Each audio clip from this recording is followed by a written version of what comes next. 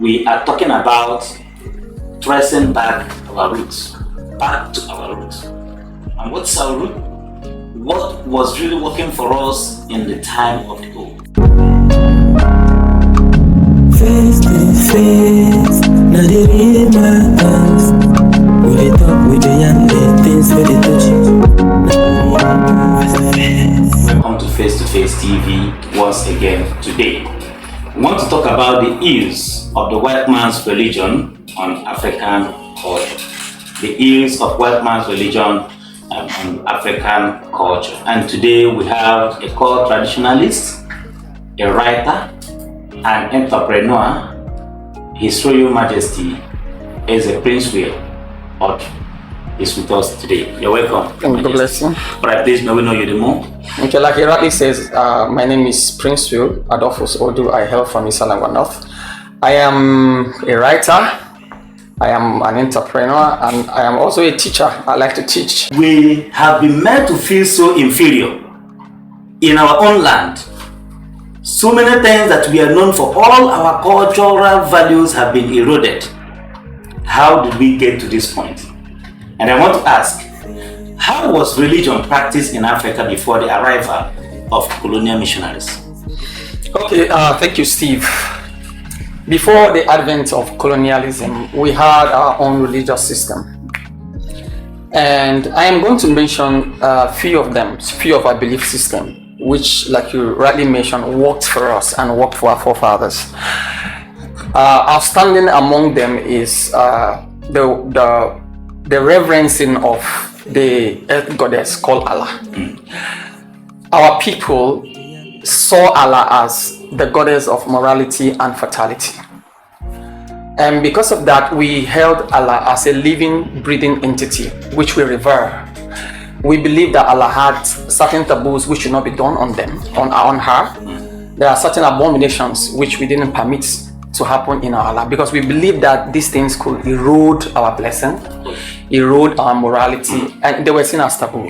So that's very practice of holding Allah in high reverence was eroded when the missionaries came with Christian religious belief system.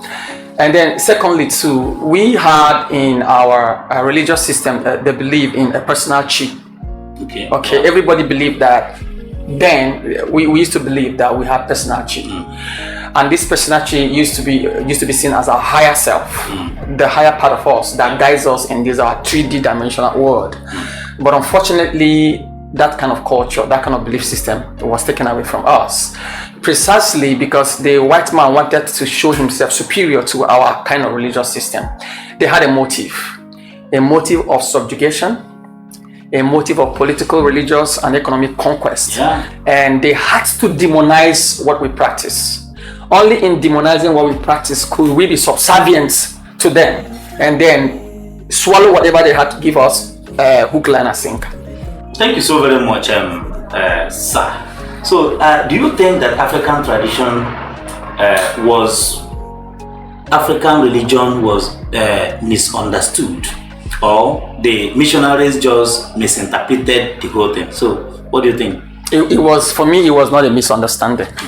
It was not a deliberate. It was not misrepresentation. Okay. It was. They had a goal, and they wouldn't have succeeded in that agenda if they did not demonize what we practice. Conquer us. Yes, they couldn't conquer us. In our culture, they say onye kwechi ekwe. Okay. So they wanted us to demonize what we believed, what we practice, because like you rightly said, those things that we practice were very potent. They were powerful. They served our basic needs in our society. So they had to demonize them so that they could substitute them. Do you understand? So they had to demonize them, make us believe that what we were practicing were not just inferior, but they were demonic, so that we could embrace them. And once you embrace them and accept that these people are superior to you, religiously, intellectually, and otherwise, then whatever they say goes for us. So it was not a misrepresentation, it was deliberate. So you believe that religion was used as a tool of colonizing us? Yes, it's one of the tools of colonization. It aided colonization. Okay. It did aid it. All right. So can you expatiate more? I know most of the things you've said already. So how? Okay, let me give you for an instance. Let me give you an instance. The whole thing of the white man's religion and the promise, in quote, the promise. The promise is a promise of an idealistic heaven that exists somewhere up in the sky, where those who do the things that this religion prescribe will go to, and also a hell. Consequently, we were more engaged in trying to get to that utopic heaven. Yes, we were trying to get to that heaven. Therefore, we left the practical things we could do for ourselves in the hope of going to that heaven. And while we were busy hoping in that heaven, they were busy doing the practical things here, like taking our lands, like taking our minerals and transporting it back there, like taking our people who were good here and made them slaves in their own countries. Do you understand? So we were hoping for a heaven, and because of that hope, we didn't do the things that we are supposed to do practically here, and they took advantage of that. So that is one of the ways that the religion aided their agenda of colonialization. So you mean heaven is not real or something? I never said so. They pointed upward. You and I know geographically, you and I know with your knowledge of geography that there is no heaven up there in the sky.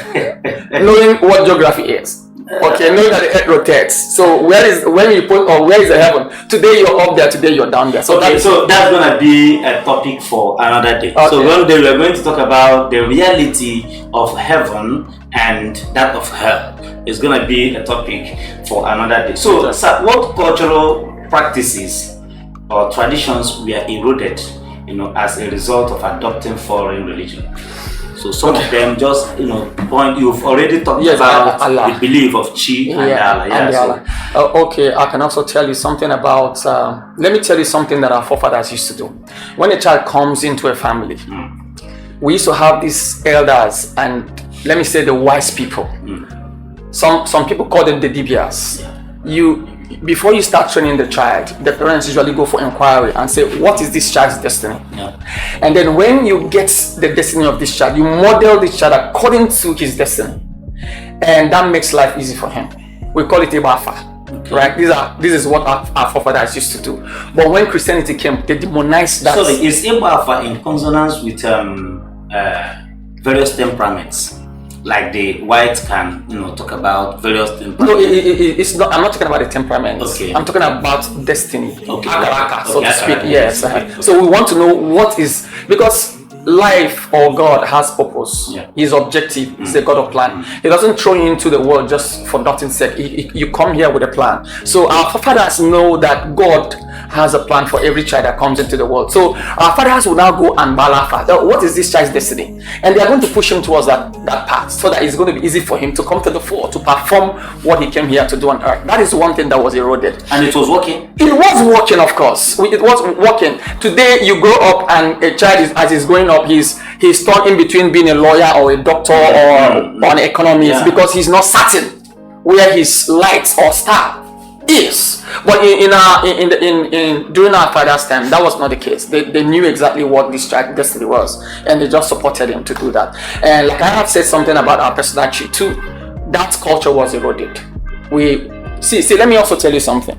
You see, when you talk about personality, some Christians who are not aware that even the Bible talks about the personality, they want to kill you. They want to come against you. If you read the book of Acts chapter 12, downwards, you see where Peter was put in prison. And when he was released from prison, he came knocking on the door. And Rhoda said, I heard somebody's knock on the door, and his voice looks like that of Peter. Do you know what the elder said? They said, please, it's not Peter, are you mad? It must be his angel. They didn't say it must be an angel. They said it must be his angel. His guiding angel. Thank you, it must be his angel. It was his voice. And they said it must be his angel. This same his angel, who spoke and acted like him, who sounded like him, was what our forefathers called our personality. Okay. Because it's our own higher self. Yeah, the Bible says it that, but today we demonize people who say personality. Thirdly, too, our fathers believe in pouring libation. Okay, as a way of activating certain spiritual forces to act in our favor, Today, if I ask a Christian to pour libation, he sees me as an evil man, right? But let me tell you something. If you read the book of Numbers chapter 24 from verse 7, you find out that even in the Jewish culture, the priests have this tradition of pouring libation to the entity they worshipped for spiritual blessings, for spiritual activations. But today, we don't do that because it is seen as demonic by the mainstream Christian religion. So these are some of the things that were eroded, with the coming of Christianity, and we are really paying a whole lot of price for that.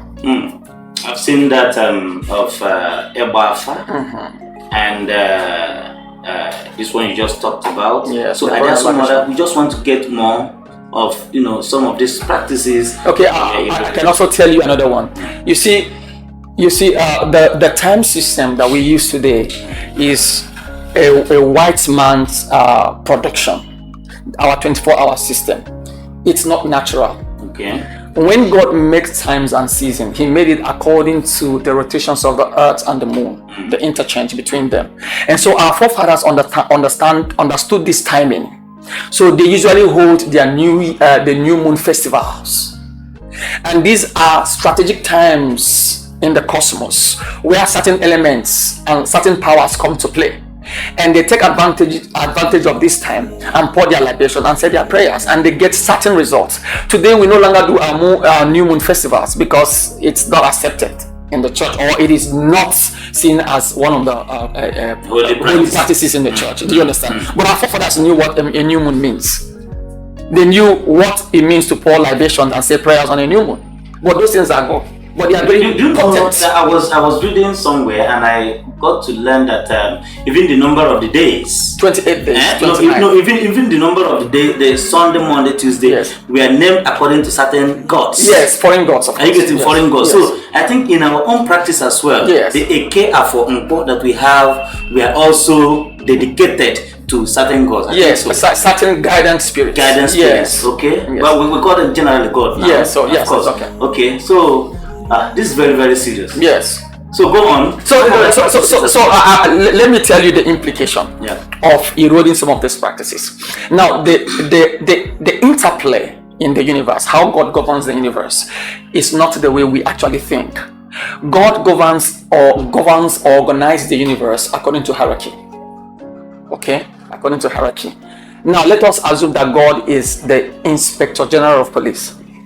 All right? Yeah.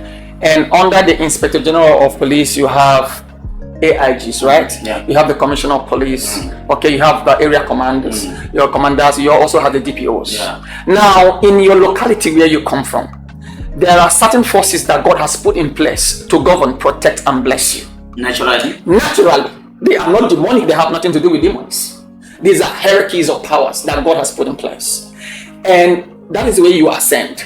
Now, if you have a problem in Aba, as we are in Aba, and you are calling the Inspector General of Police, neglecting the DPO that can respond to you quickly, neglecting the area commander that can respond to you quickly, and because you say you have the number of the contact, before he will call the AIG, who will call the CP, because he's not going to call the DPO direct. Of course. You have wasted a lot of time. You've suffered. Maybe you are dead by then. But if you're smart enough and you know that this same DPO here is an authority who has a jurisdiction within this area to deal with your immediate security challenges, and you go straight to him, before you say Jack Robinson, your problem is solved. That is how God has put certain elements, certain spiritual beings in our local environments to take care of our individual needs. And so by the time we do not recognize them, because the Christian faith, the Christian religion as it is practiced today, doesn't want you to recognize that there are some of these powers that are native to us that needs to be recognized so that they can function for us effectively.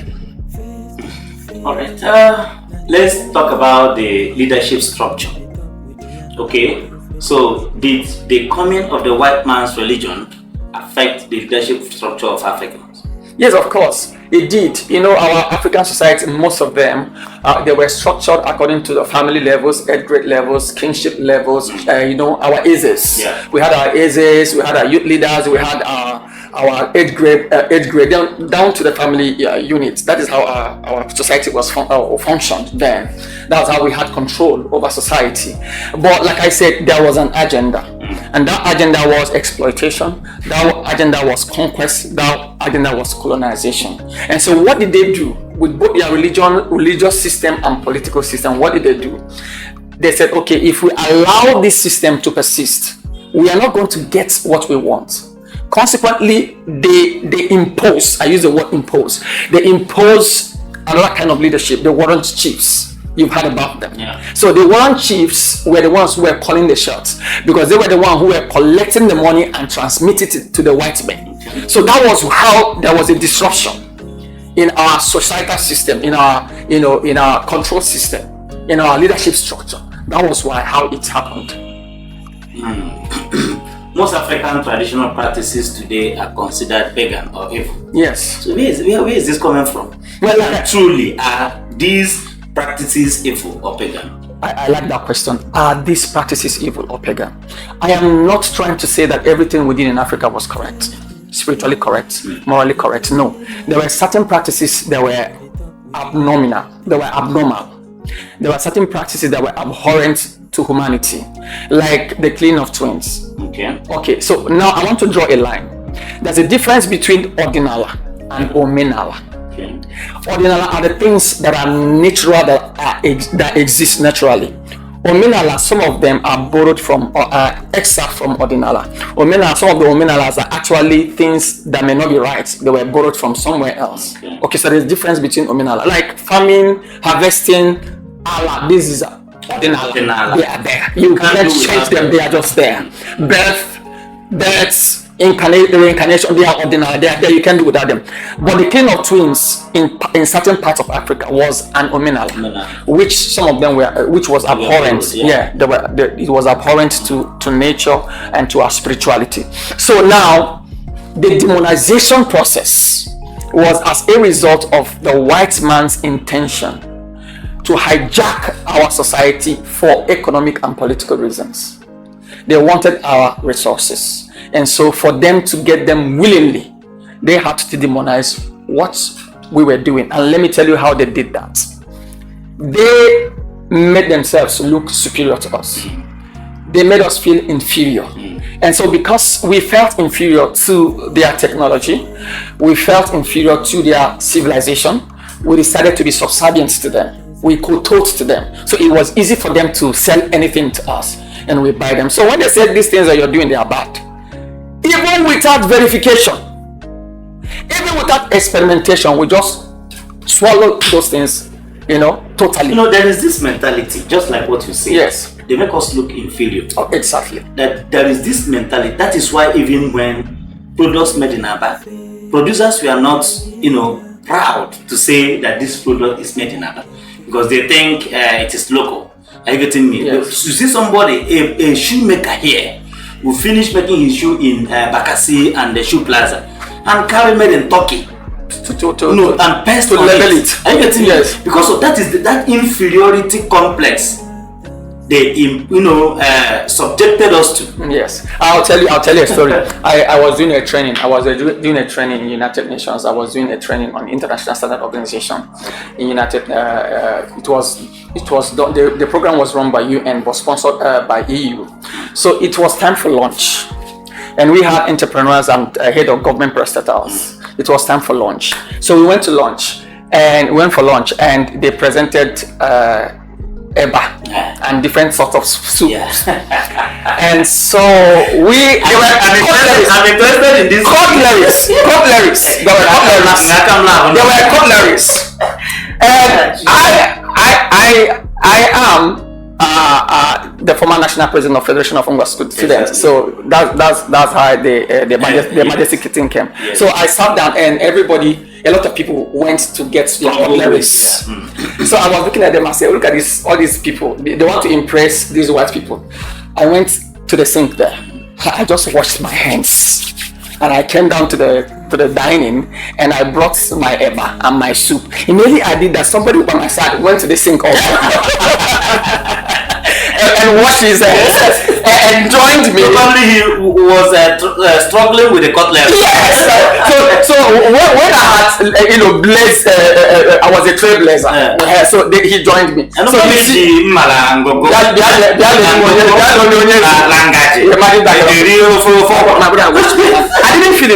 I didn't feel inferior. Okay, so the whole system is a system that makes us feel inferior, and when you're inferior, you can do a whole lot of bad things because you think you are inferior. Oh my God! All right, let's come to the economy and political changes. Today we are facing a very drastic economic setback, economic challenges here, and we also experience political instability. You understand? So do you think that there is a contribution of the white man's religion, in all this, to our economy and the political system? Okay, both our political system, our economic system, and our religious system, these systems were handed over to us by the white. And the three of them have the same purpose, the purpose of control. When they said we are giving you independence, what kind of independence? Partial independence. Are we truly independent? Who gave you independence? We are not independent. They still have control over us. They still determine who governs or who rules here. They still have control over our natural resources, our oil. They still control it. Do you understand? So even our religious system, they still gave it also that we become dormant. And I will tell you something. There is something that really keeps me awake at night. And I want to talk about it through this media. You see, the whole package that was handed over to us was to excite our emotions at the expense of our intellect. Our religious system. Okay, let me give you an example. A man gets $200 million. He wants to use $200 million to build a church auditorium, which will be supported by tithes and offering from the members of the church. Another person gets $100 million. He builds a factory to produce something that has economic value. And then these people come to the church. The leader of the church prays for them to get job. He had the money to create a job, but he built an auditorium, an exotic auditorium. And now the people who are here are praying for job. Who is going to give them the job? The man who built factory. Is that not so? That is the way it is. But what if you have used the $200 million to build a factory? Let me come in here. Please do. Here in Aba, if we calculate or count the number of churches here and trying to balance it with the number of industries we have, what ratio do you think we are going to give? It's going to be embarrassing. I don't even want to talk about it. I don't want to talk about it because it's all sentiments. We are not being practical. Very big cathedrals here and there. Yes. I'm not against the church anyway. I'm a Christian. I'm a very, very practicing Christian. But what we are saying is this. The impact.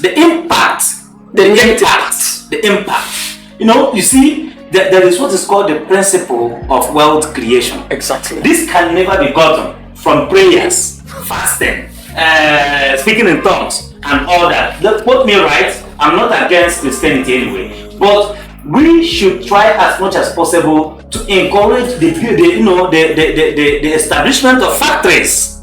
Are you getting me? Just like what you're saying. That's a logical thing to do. Okay, maybe some other day we're going to dive into this. Yes. This is a very broad, topic. Back to the roots is the name of this program we are running.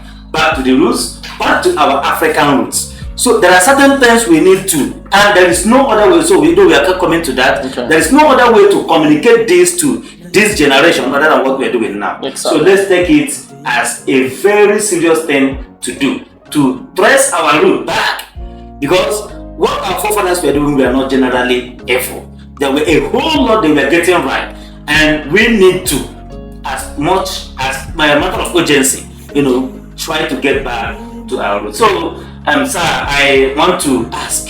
I have just given a hint of it. How can we preserve our culture? It is not even a matter of preservation. It has been eroded. Okay, so how do we revive? Now, one of the ways we are going to revive it is through dissemination of the proper knowledge, and to let people know the importance of what our forefathers did, those valuable lessons they taught, and by not feeling inferior.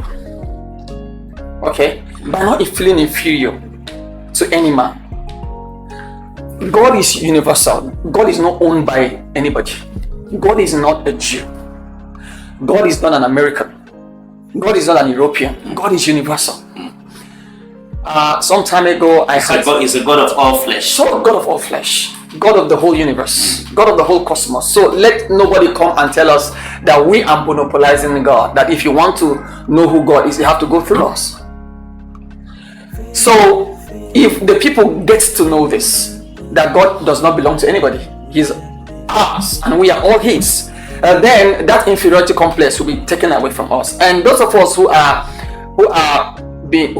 privileged enough to know the truth will begin to practice the truth. We'll also begin to tell people like you're doing. We are telling people this is how it was, and this is how it is, and this is how it should be. So by this kind of education, and also by demonstration, it is not only a matter of talking. We should be able to exemplify what we are saying, to demonstrate to people that this thing actually works.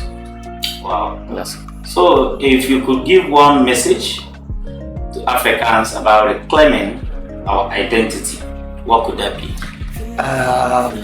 Let me tell you what I think. Let me tell you what I think. Let me tell you what I think the fundamental problem is. There is a misconception. There is a misconception about God. Okay? There's a misconception about God, the Creator. God, the Creator, is more logical than emotional. Do you understand? Yeah. God, the Creator, is more logical than emotional.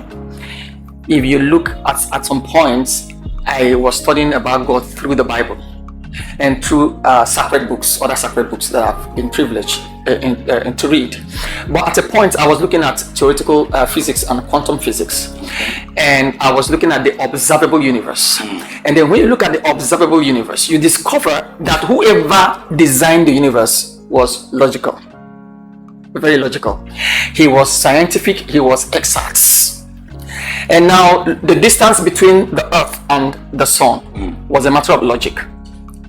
If the sun had come 10% closer to, if the earth had come 10% closer to the sun, we would have been burnt to death.